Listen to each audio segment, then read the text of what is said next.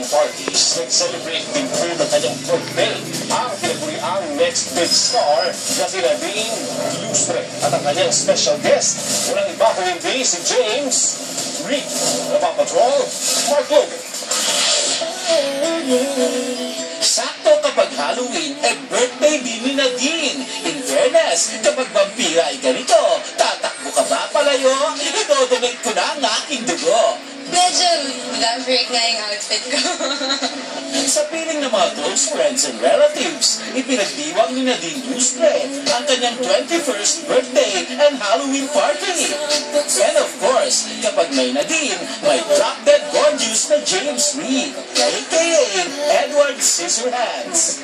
Wish ng next big star sa kanyang birthday. Pagpatuloy yung pagiging responsible ko. Wish naman ni James for Nadine. I just wish that she's happy. Best date ever on her birthday? Oh, may mga ganong pakilig. At kung ito ang best date ever, bestest date ever naman ang toast with her father.